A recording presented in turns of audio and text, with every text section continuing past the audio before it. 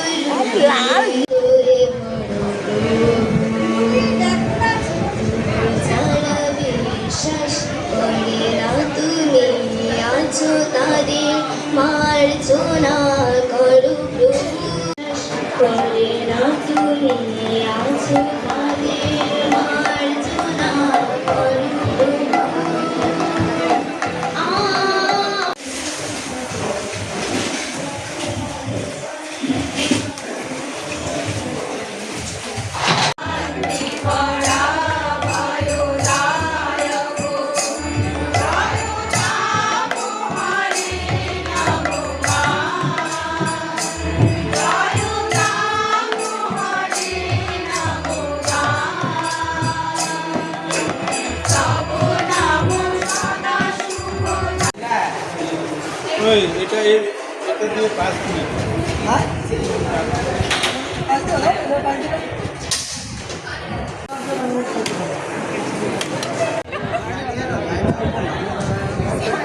আচ্ছা হ্যাপি পড়েনি আমি দেখা না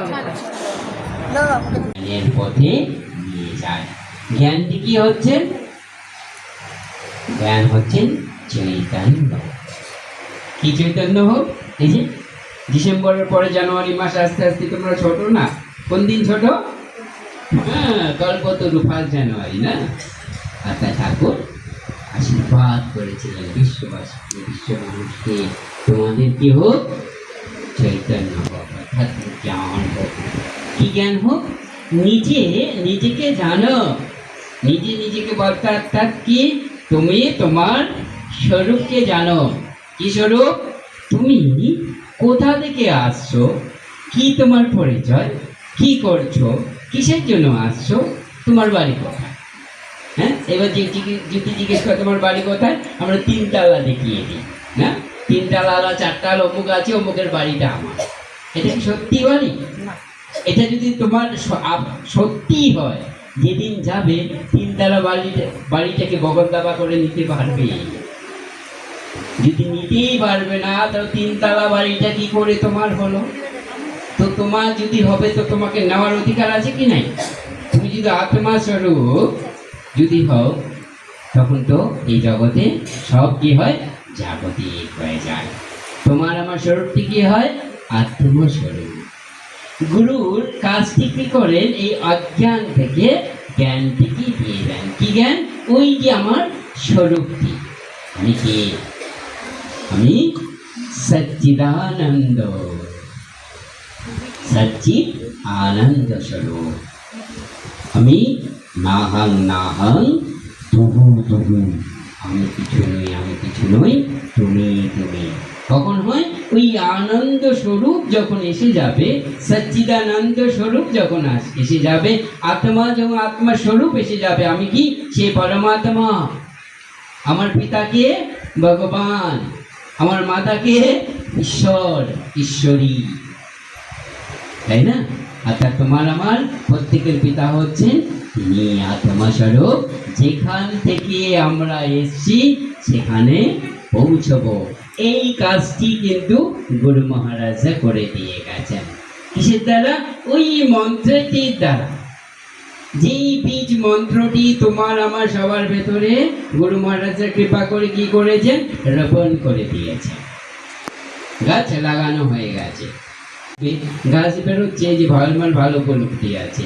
একটা গাছ বেরোচ্ছে, পাশে দিয়ে আগাছা দুনিয়ার আছে, লতা হয়ে বসে রয়েছি জগতে, যে কত সুখ গো, কত আনন্দ গো। এই আনন্দ হয় খানিক, অল্পক্ষণ। এই বাসনা গমন আমায় কি হয়? খানিক সুখ দেয়, অল্পক্ষণ সুখ দেয়, বেশিক্ষণ সুখ দেয় না। এই জন্য এইখান থেকে বেরিয়ে আসতে হবে। যে আমায় চির সুখ দেয় না, সে বস্তুর দিকে আমি যাই কি করে? এটা তো আমার আত্মস্বরূপ হলো না। আত্মস্বরূপ হচ্ছেন তিনি, অর্থাৎ ভগবান। ভগবানকে আমাদের ইষ্টদেব, যাকে কি করেছি আমরা? এই জীবনটি সম্পূর্ণ নিঃসর্গ করে দিয়েছি, সমর্পণ করে দিয়েছি। একটিও কি নিজের হাতে রাখি। কি বলেছি? সব কিছু তোমার, একটিও আমার নয়। নাহং তুমি। একটিও আমি নই, সব তুমি। সর্বাবস্থায় এটাকে স্মরণ রাখতে হবে। বাড়ি ঘর যখন যে পরিস্থিতিতে তিনি রেখে দিয়েছেন, যখন যে আশ্রমেই থাকো না কেন, সে সন্ন্যাস আশ্রমই হোক বা গৃহস্থ আশ্রমই হোক, যখন যেই জায়গাটায় কে রেখেছেন? ভগবান রেখেছেন, ঈশ্বর রেখে দিয়েছেন। তো এই যে বাড়ি ঘর, ছেলে মেয়ে, আত্মীয় স্বজন, পরিবার, পরিবেশ, পরিস্থিতি সবকার ঠাকুর। রোজ একবার করে অভ্যাস করবে, রোজ একবার করে এটা ভাববার চেষ্টা করবা যে এইটা একটাও আমার নয়, সন্তানও আমার নয়। যদি আমার হবে, যেদিন আমি মরবো আমার সাথে যাবে, যখন আমি শিওর যাবে না তো আমার কি করে হলো, এটাকে প্র্যাকটিক্যাল মনে রাখবে। এখন আর সেই সতীদাহ প্রথা নেই, এটা নিশ্চিন্ত থাকো। এখন প্রত্যেকের স্বাধীনতা রয়েছে। সেই জন্যই আত্মস্বরূপ, আমি আমার স্বরূপটিকে প্রত্যেকটি অবস্থায় স্মরণ রাখতে হবে। এই গুরু মহারাজরা এই কাজটি করে গেছেন, সেটাই পরম্পরা হয়ে আসছে। দেখো আমাদের প্রত্যেকের গুরুদেবরা রয়েছেন। স্বামী বর্তমান স্বামী মুক্তিকামানন্দজি রয়েছেন, তারপর ছিলেন স্বামী বুদ্ধাত্মানন্দজি, তারপর ছিলেন স্বামী প্রজ্ঞানানন্দজি, তারপর অভেদানন্দজি, তাপসানন্দজি, সদাত্মানন্দজি, পরমাত্মানন্দজি। এই পরম্পরা কিন্তু দেখো আমাদের গুরু পরম্পরা, অর্থাৎ কি এই অভেদানন্দজি মহারাজের আগে ছিলেন কার? ঠাকুর। কারণ অভেদানন্দ মহারাজ কি মন্ত্র দিয়েছেন? ভগবান শ্রীরামকৃষ্ণ। এই যে পরম্পরা দেখো এই জগতের মধ্যে শ্রীরামকৃষ্ণ কি করলেন? এই জগতের পরম্পরাটা তিনি নিয়ে আসছেন। তিনি সাধন ভজন করে তার বীজ মন্ত্রটি উপলব্ধি তিনি করে জগতের মঙ্গলার্থে কী করলেন? সেটা রোপণ করে দিয়ে গেলেন। এই জন্য এই কাজটি এই জগতের রয়েছে। সেই সৃষ্টি কোথায় হলো? ব্যাসদেব থেকে। ব্যাসদেবের কাজটি হচ্ছেন, তিনিও তাকে বলা হয় জগৎগুরু। অর্থাৎ গুরুর কাজটি হচ্ছেন সেই ব্যাস গুরুর পরম্পরা আজ আমাদের মধ্য দিয়ে চলে আসছে। আমরা কিন্তু এই আলাদা আলাদা করে প্রত্যেকে, বিশেষ করে রামকৃষ্ণ মঠ মিশন, শ্রী রামকৃষ্ণ বেলুর মঠই হোক এবং রামকৃষ্ণ বেদান্ত মঠই হোক, দুটোই কিন্তু এক ধারায় ঠাকুর চালিয়ে নিচ্ছেন। আর দুটোই কিন্তু এক রকম নিয়ম, কোনো কিন্তু ফারাক নেই। কারণ চালাচ্ছেন মালিককে ঠাকুর। সংকল্প কার নামে হয়? মা ঠাকুরের নামে হয়। এগুলো সব সম্পত্তির মালিক কি? ঠাকুর মা।